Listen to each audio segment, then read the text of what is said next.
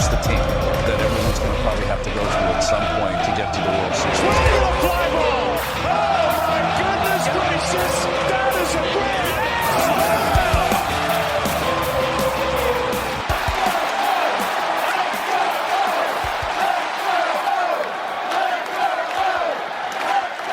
Welcome to the Utah Street Banter Podcast.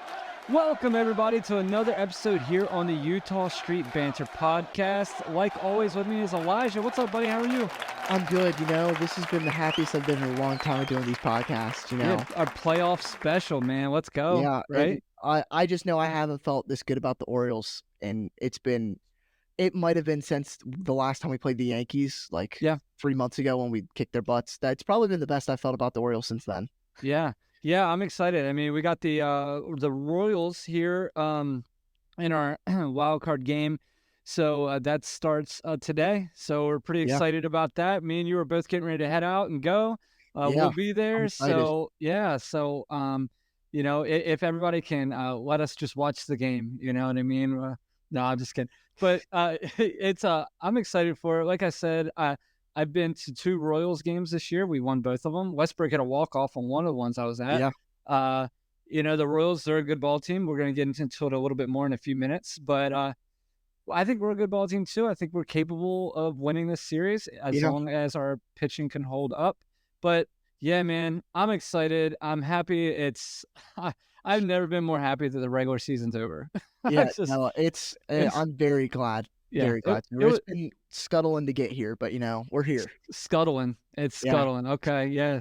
But before we get into that, we might as well talk about some stuff that's happened in baseball. You're just going to bring us down here. This is some important stuff to talk about.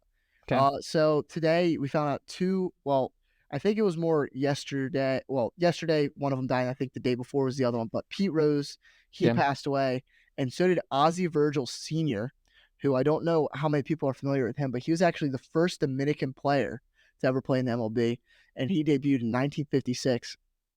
And Juan Soto actually came out with a quote in 2023.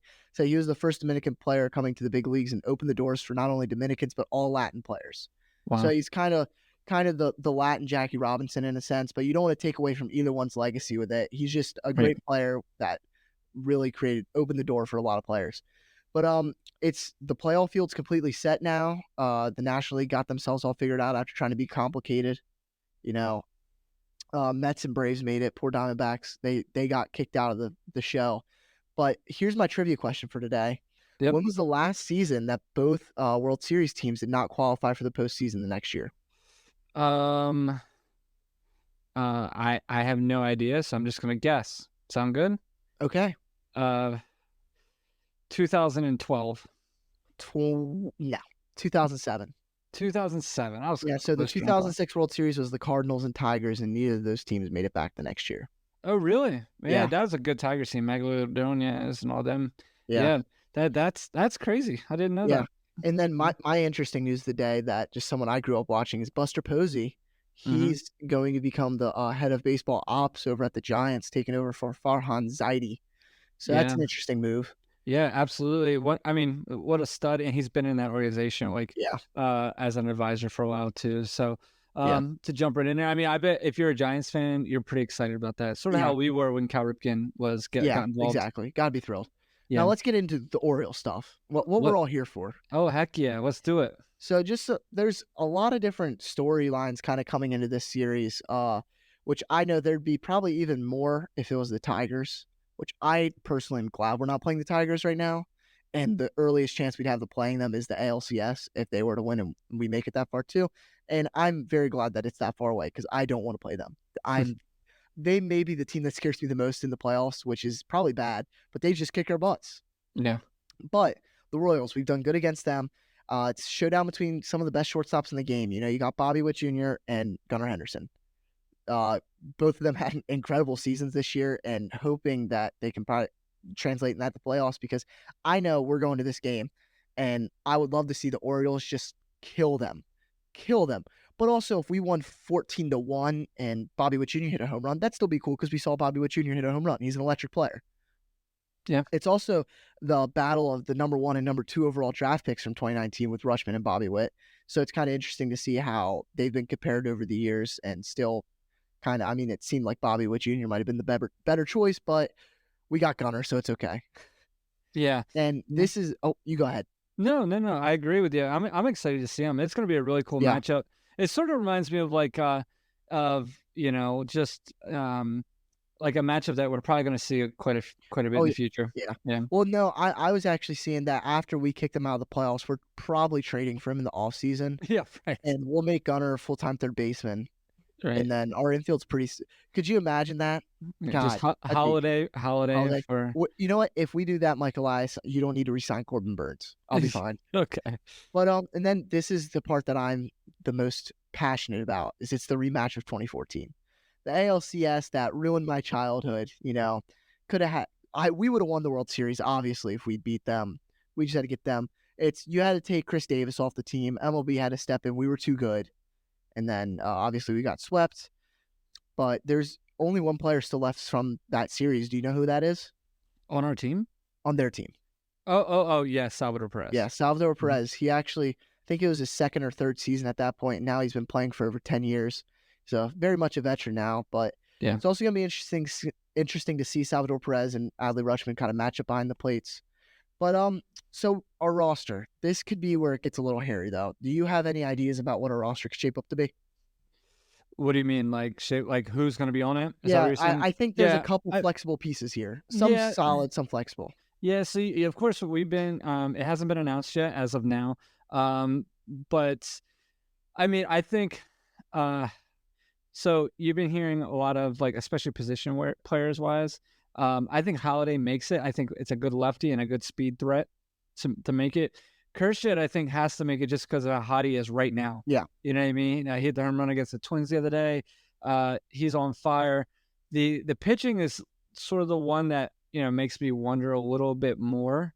But I don't know why I can never remember his name, dude. But the guy who plays first and third, we got him. Emmanuel Rivera. That's a tough one, too, because, I mean, he's one of those guys where he can play multiple positions, but so can Holiday. But the difference is he's hitting. You know what I mean? Yeah. He's crushing. So I feel bad for him if he doesn't make it because he deserves to be there. Like he's been a crucial piece to us, to our team throughout the September. So, it's one of those things where I'm a big fan of his right now. Anyway, so pitching wise, I'm a little nervous that maybe Suarez doesn't make our team. Yeah. Make the first round roster because I don't know why you would put him on there when you overused him on Sunday, which was ridiculous. I don't know what's going on there. I know that I'll let you do your thing. But yeah, okay. So I get that he would have had to come out of the bullpen. I get that he struggles coming out of the bullpen. I get that his home run numbers are up. I get all that. I do. But when I look at our bullpen, I still trust him more than some other guys there. Yeah. You know what I mean? So, and then some of the other guys that I don't trust are just because of their name. You know what I mean? Keegan Aiken. I don't trust him at all. But guess you look at his stats past 7 days. Yeah, year. Absolutely. Yeah. Absolutely. Jacob Webb, he's been good. I don't, for some reason, in my mind, I don't trust him. And then Sir Anthony Dominguez, I have trust in him, but you look at his stats, he's been struggling. Yeah. He's walking every other, batter an inning right now. So it's one of those things where a lot of it's just feel. You know what I mean? I really, for me, the biggest reason why I was frustrated about the Suarez thing was just because I know you don't. There's no such thing as being deserving to be on the playoff roster. I get that, but my man's worked his butt off to get us. Without him, we're not here. Yeah, no, I totally agree, and I think this is the problem with how this roster is going to shake up. Is you're only allowed 26 men, and I think we'll kind of do what we did last year for the ALDS and take 14 position players and 12 pitchers, most likely. And if that's the case, Kerstad, Holiday, Rivera, all of them are the same. I'd have to assume that that's how it's going to be. And pretty much our active roster right now for position player wise is going to stay the same because it's kind of just everywhere you look, there's no clear person to take out because everyone has a lot of benefit there. And I think they'll probably keep it that way because say Slater, he might not be performing well you can't have Santander be the only right-handed bat in the outfield. You need another righty. You can't have all lefties. And position player or pitchers wise, I don't think Suarez makes it, and I think that's why he pitched on Sunday. I think they had him do that knowing that they weren't going to put him on the wild card roster. He will be here in the DS if we make it. I fully believe, which I believe we also will make it. I believe he's coming back because this is how I see it. I think we'll take 4 starters, and that's going to be Burns, Eflin, Kramer, Povich. Because Burns, we know that for a fact. He's starting game 1. Eflin will probably start game 2, and I would have to assume Kramer starting game 3. So they don't need Suarez to start. And in a playoff scenario where home runs kind of win and lose ball games for you, I don't think they want to bring him out of the bullpen just because his stuff doesn't work over shorter periods of time. And we saw that before. He went in the bullpen and he didn't look good. Right. I think you could see Suarez play more of maybe a Jack Flaherty role deeper into the postseason, and he could also be the one that if you need to start a game, he can start. Because I see Povich also playing a role out of the pen in this series. So who do you think, would you take Bowman over Selby? Selby's obviously got it closed for us on Sunday. I don't know, because Selby, he's done good when he's here, but I just don't know if I don't know, because Bowman's been here longer, but he does struggle. It's very interesting, because the way I look at it, you have like Dominguez, Soto, Cano, Aiken, Webb, Coulomb. Out of those guys, there's only really 2 that I don't trust in super high leverage situations right now. Yeah. Like Perez, he's kind of done bad, but you need him. And even like Cano's not done really that great, and same with Dominguez. But Soto's been filthy. Aiken's been amazing. Webb's been okay. Coulomb's been Coulomb. I think you either take Bowman and mark it as a mop-up guy, and you don't bring him in as high leverage stuff, or Selby's that guy that if for some reason you're in an extra innings game and you need him to get some outs, he could get it, but he also could blow it up. Yeah, this series feels a lot like last year. Yeah. If take away that the Rangers won the World Series, because obviously at this point last year we didn't know that. Yeah. But remember last year the Rangers had the shortstop Seager. Corey Seager. So they had Corey Seager as stud shortstop. Then you go left field. I don't really know who's playing left. Center, I don't really know center. Right field was a rookie. Not even a rookie yet, because I said this year was his rookie year. First baseman was Lowe. You don't really, he's okay. Yeah. Second baseman, you don't really know who, well, that's not true. You have Semien. But the pitching, nothing really that stood out, right? They looked beatable. Does that make sense? And then they got hot at the right time, and they were able to take us. And this series reminds me a lot of the same when I go to look at the matchups and everything. If anything, actually, I think this Royals team has better pitching than the Rangers did the last year.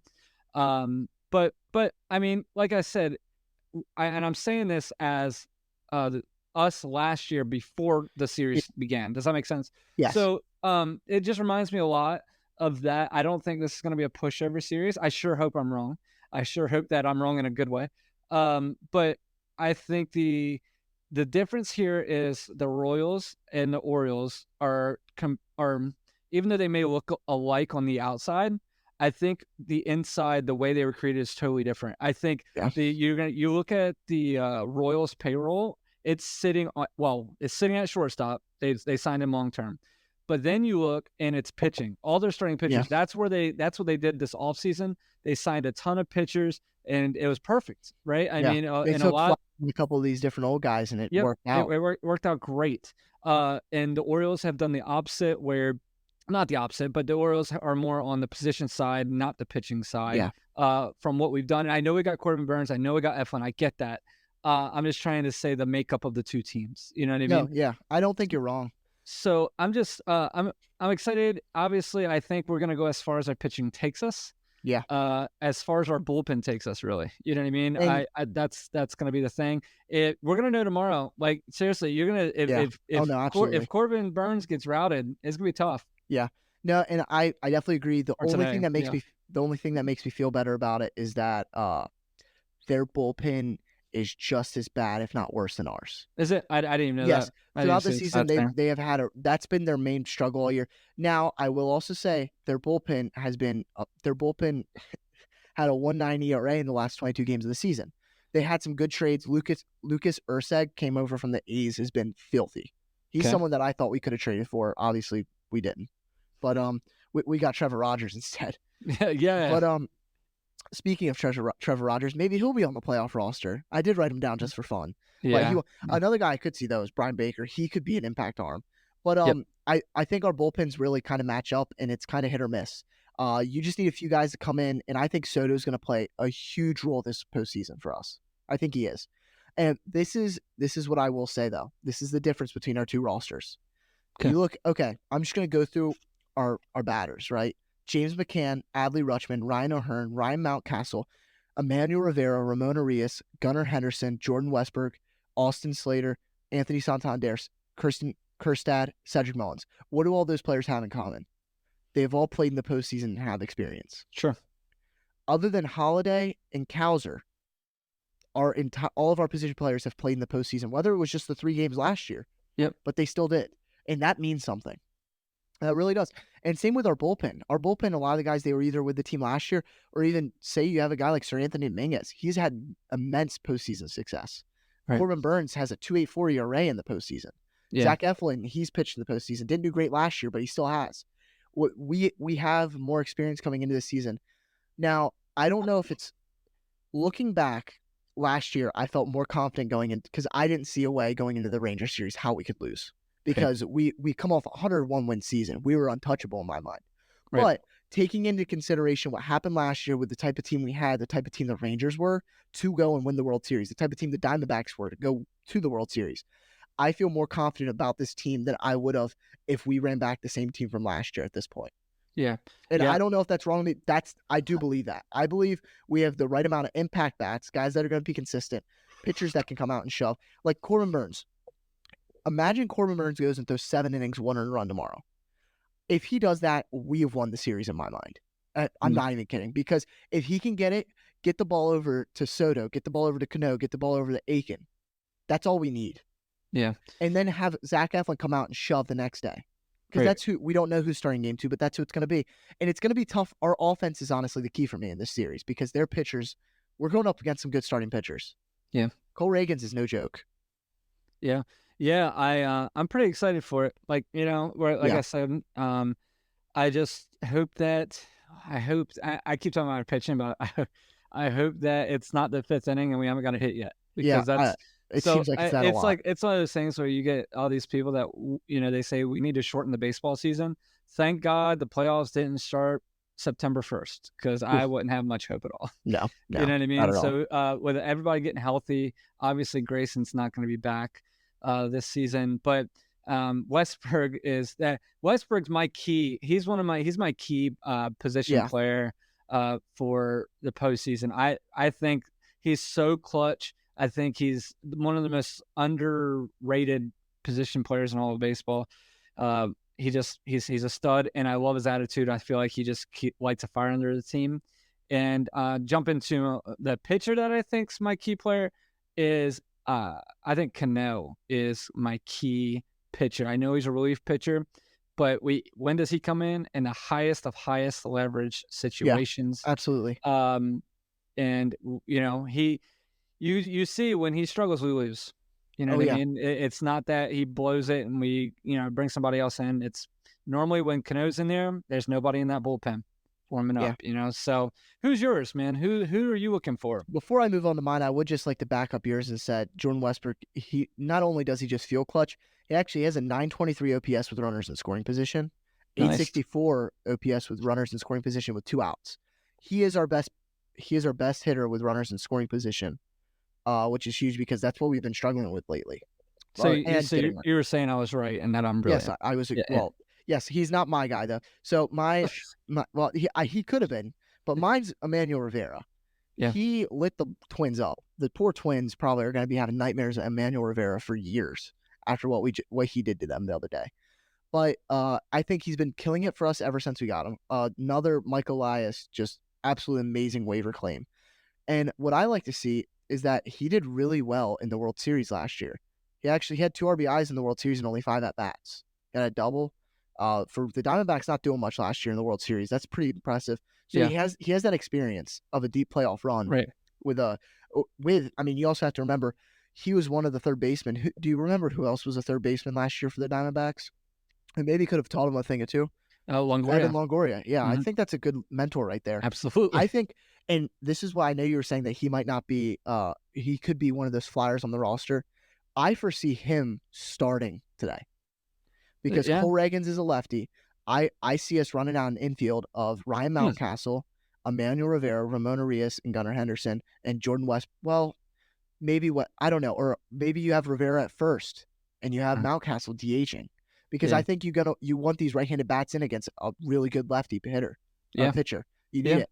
I think it's going to come in key. He's going to be great. Him and Holiday, I feel like, are going to pair up really nice because you'll see maybe Rivera not play against righties and Holiday come in, and they'll kind of switch out in and out. Because I think you still at this point trust Arias more than Rivera. Right. And then my pitcher is Zach Eflin. Yeah. This is this time of year right here, October baseball. That's why he came in. That's why we traded for him. He's been amazing up to this point, and I think he's going to keep being amazing.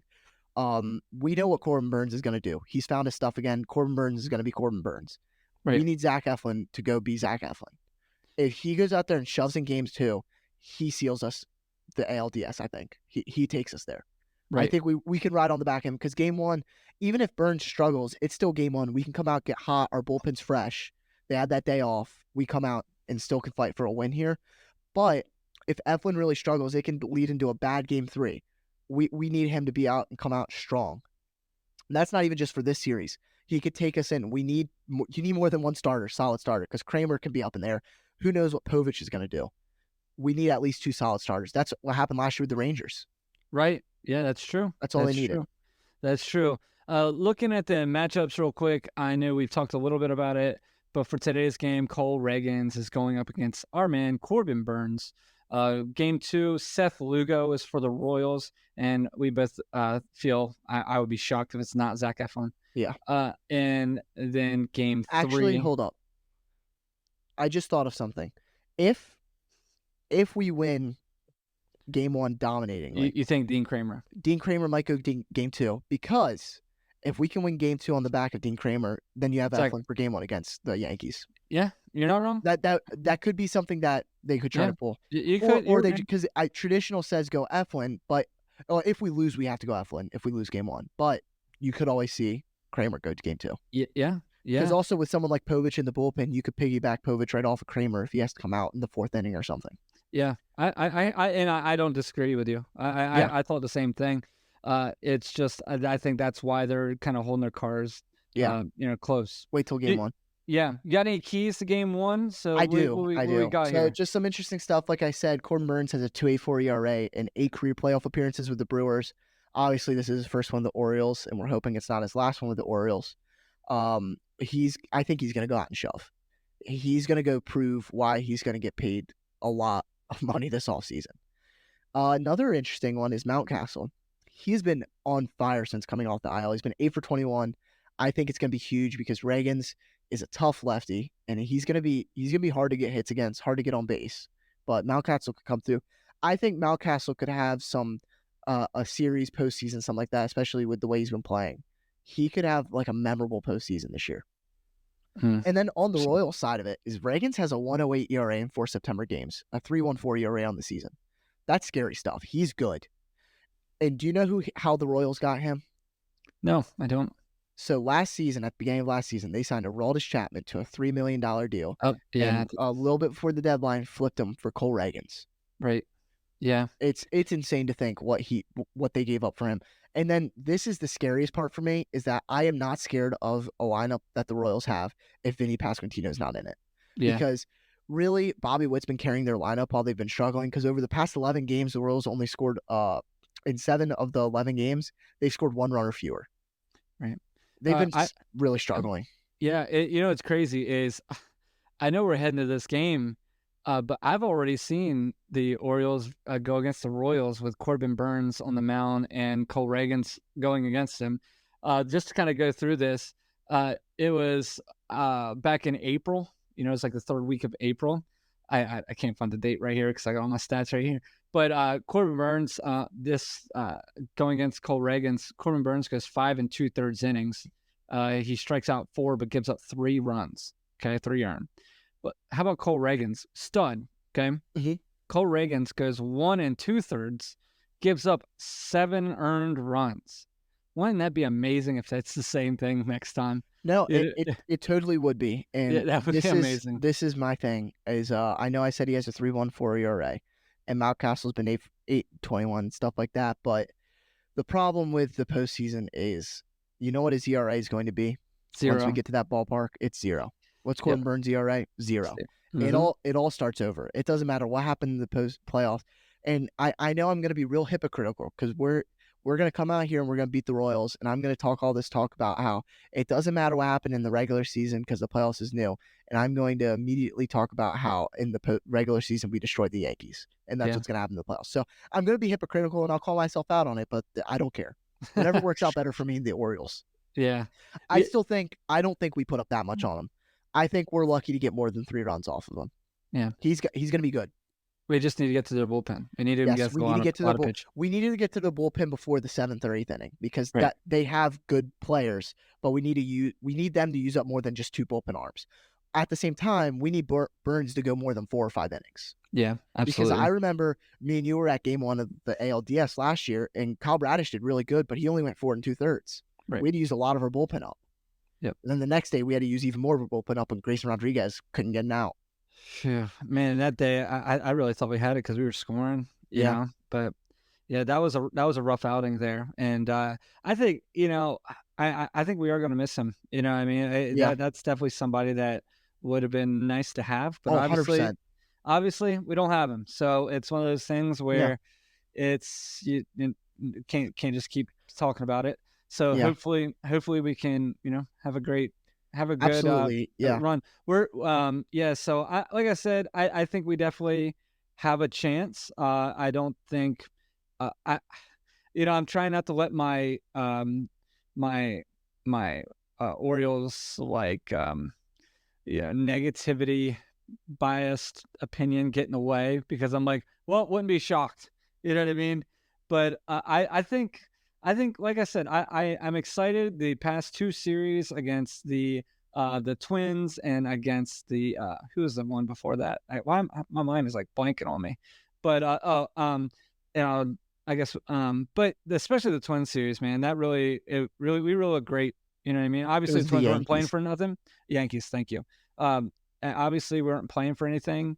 In the first game, they were. The Twins, yeah. They had a lot hoping, but you still got to hit the ball. You still got to hit the ball. The ball's pitched. Exactly. So it's one of those things where even if it was like a scrimmage, it's nothing better than game like scrimmage. But I mean, yet again, we still beat up on the Yankees the week before. You're right. So, you're right. Absolutely. I mean, it's just that's big for me, and that I don't know.